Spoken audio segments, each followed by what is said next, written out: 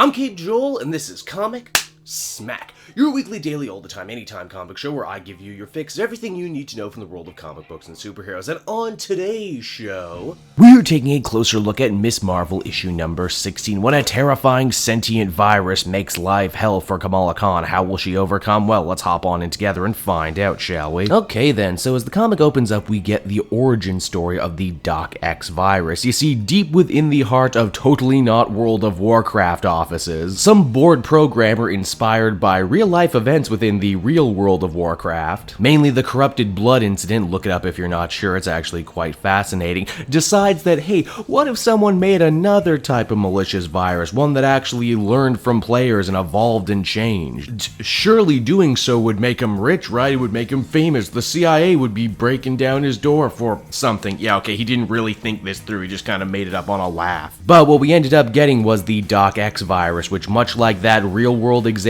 of the Microsoft AI chatbot that, after spending so much time on Twitter, eventually went nuts and horrifying, yeah, that happened here too. Currently, this virus is holding Kamala Khan hostage with the knowledge of her secret identity and is threatening to let that out to the world unless Kamala is willing to upload a copy of the virus to the SHIELD networks. You see, despite being super advanced, there are some limitations to the virus's power, mainly breaking into SHIELD. At first, Ms.Marvel is pretty resilient. She knows what it means to be a hero, and if that means having to have your secret identity outed, well, she's ready for that. What she's not ready for, though, is the virus to threaten her friends, mainly Zoe, threatening to out her as gay to the entire community. This actually does spur Ms.Marvel to hit up the SHIELD offices at the Triskelion and meet up with her old friend Phil Coulson. And while this would be easy, giving into a villain like this is not the proper thing to do and a terrible message to be sending. Because of that, Ms.Marvel decides to use her brain to try and get out of this one.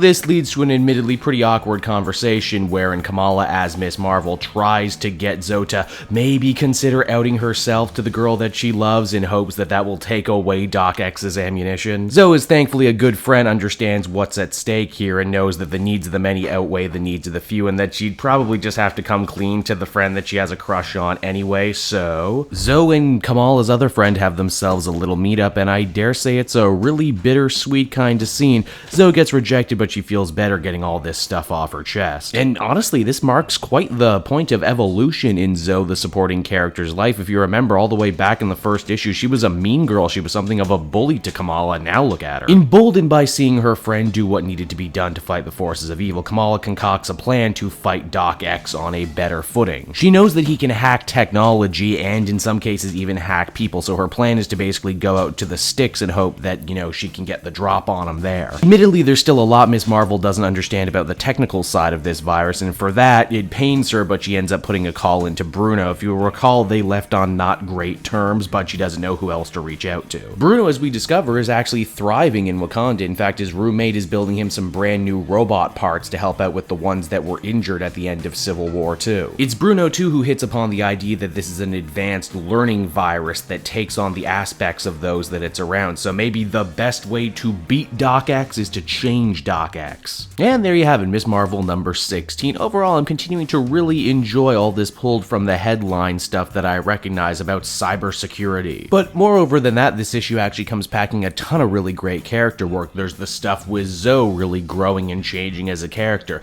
There's Kamala's relationship with Coulson. And of course, who can forget Kamala's relationship with Bruno? I really hope them working together on this is the beginning of them working together more. Heck, I think a Kamala in Wakanda story could actually be really, really cool. Moreover than that, it's clear that G. Willow Wilson really did her homework when it comes to cybersecurity, and there's some good information in here that I hope the younger people reading this comic will really take note of, because it could help them in the future. Overall, I feel comfortable giving this one an 8 out of 10. It was a good time. Well, there you go, everyone. That's Ms.Marvel for the week. As always, if you want to keep up to date on all the new videos I got coming out on the channel, please check out some of these I have on offer, and remember too to stop by the channel at 12 and 8 a.m. Eastern Standard Time if you want to catch the newest upload for yourself. And if you want to stay up to date even more on the work I got coming out, be sure to check the description of this very video where you'll find links to all my social media, be it Facebook, Twitter, Twitch, Instagram, I got it all. And while you're down there in the description, you'll find a link to Book Depository, my favorite place for buying comic book trades. If you want to get yourself a little treat and help the channel out at the same time by using that link,